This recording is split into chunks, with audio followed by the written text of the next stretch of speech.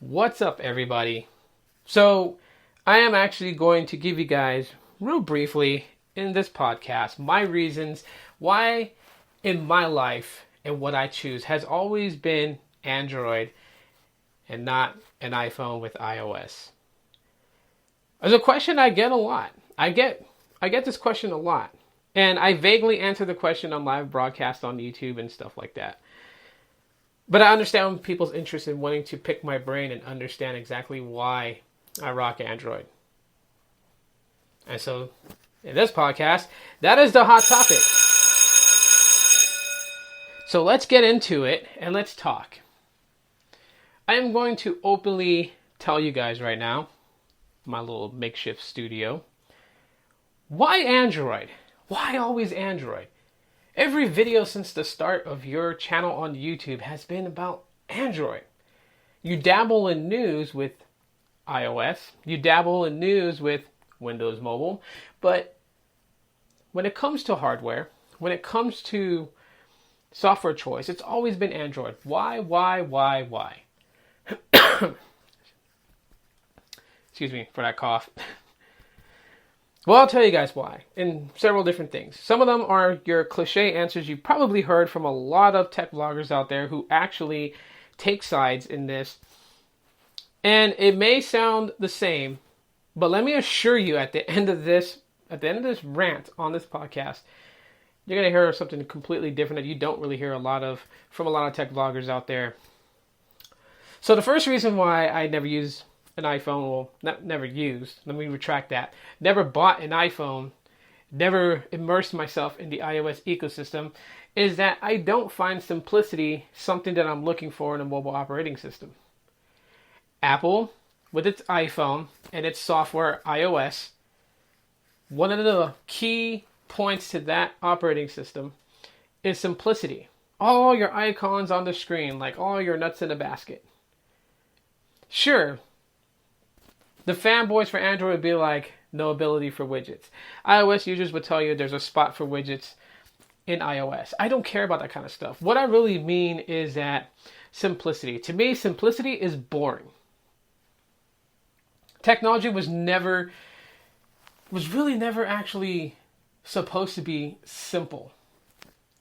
Which is kind of a hypocritical thing, because when it comes to technology, tech support and stuff like that, like, Windows laptops and stuff like that, they try to make the software navigation simple so people could easily navigate through a computer without having to really learn about computers. So, kind of hypocritical there, right? But let me just say that simplicity on a mobile operating system is not my cup of tea. That is one. Okay? Number two is how badly it's locked down. Now, people will be like, well, there's workarounds, there's these weird, crazy things you gotta do to not have to deal with iTunes. But that's the thing. You have to do weird, crazy things to not deal with iTunes that controls what you can put on your iPhone. I don't want that. I don't need a parental figure still telling me how to use my piece of technology that I have paid for out of my hard-earned money. So that also deters me from using an iPhone. Being restricted.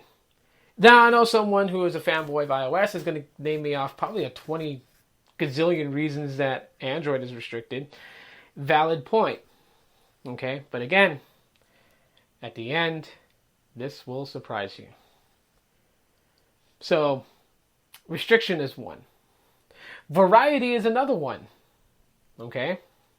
While I do admire Apple and their craftsmanship for their hardware, like their MacBooks, their iPads, their iPhones, you got to give it up to them. They make some really good devices, and their design is second to none. Really good. The problem with that is that in the years prior, you got one device.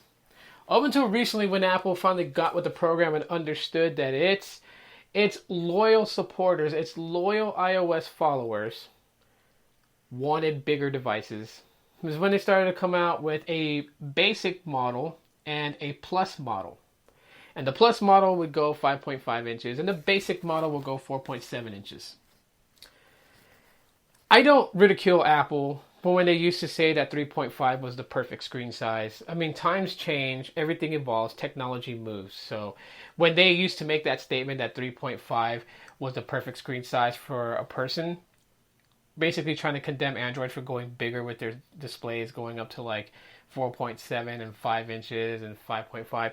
Like, now, times change. They knew that. They knew they were going to go bigger eventually. But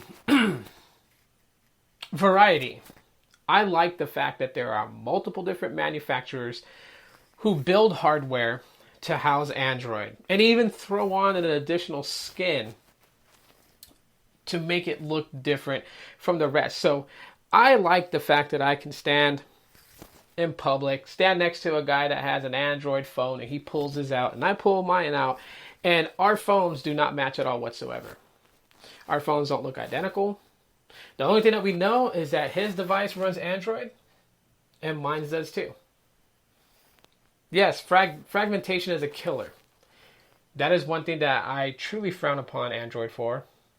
But what can you do when you have so many different manufacturers pumping out devices and each one of them basically deciding whether a particular device should be updated to the latest version of Android or not? Or they'll just build a generation 2 hardware with the latest version of Android and render the previous generation obsolete. That's the game. But that doesn't deter me from wanting to choose Android in the first place. So, yeah. Variety. Okay. Originality wouldn't be the next topic. I'm trying to find the word. It's not originality, because you really can't say certain things are original. But I guess it has to go with the whole thing, I guess, still with like variety and whatnot. I guess continue on with that. Sort of. And that's just the fact that there are different designs, different sizes, different things to look at on an Android device. Whereas with Apple, you have 2 phones and you have a tablet. You have the iPhone, whatever generation it is. You have the iPhone, whatever generation it is, Plus. And then you have an iPad, whatever generation it is. And they're all manufactured in-house by Apple, which is a beneficial thing too, because Apple controls the hardware, controls the software, so less chances of things screwing up, right? Note 7.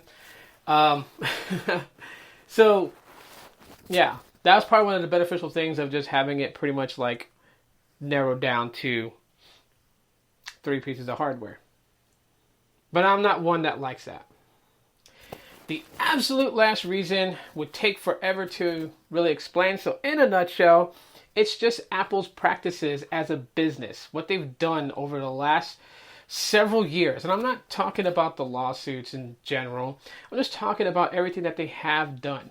When I look at a company that does things, I know all companies do dirt. If you were to really open up all the closet doors from every tech company out there, you would find some real packed skeletons just falling out. Okay? They all do dirt. It's just a type of dirt, the type of skeleton that they have buried in their closet. And Apple has done some weird ones. Now, I'm not trying to get into a whole thing with Apple and whatever, because, yeah, who has time for that? But let's just say it. Apple has done some dirt that I don't agree with. And I say I because remember, this is reasons why I've never used an iPhone. Doesn't mean that I'm saying that you guys should never use an iPhone, because I would never say that to anybody. I think the fact that we're all different and how we look at mobile tech is all different, and what our needs are for mobile tech is all different. It's a good thing. We need Apple to remain relevant. We need Android to remain relevant. We need manufacturers to build hardware for Android, because Android never really had, well, Google never really had it where they built in-house their own hardware, which made it different from iOS with Apple, which built everything from the software to the hardware. They did it all. But the thing that the idea of both of them being around is great, because if either one was to plummet, if Apple was to go away, or even if Google was to go away, what would happen? Innovation would die. The growth of mobile technology would dramatically slow down. I would never want either side to dominate the mobile tech market. Never would I ever wish that to ever happen. They both need to remain relevant, because for that reason, they both drive themselves to be innovative, to develop some really cool tech and some really cool features. I mean, think about it. Look back when Android was first released to the world. Think of that operating system. Think of Alpha, think of Beta, think of Cupcake. Now look at your Android device now you got in your hand that's probably running from Jelly Bean all the way up to Nougat, depending on what smartphone you're using. And look at the changes that Android has made, what they have done, what they have implemented into hardware to be able to produce what they wanted out of the software experience.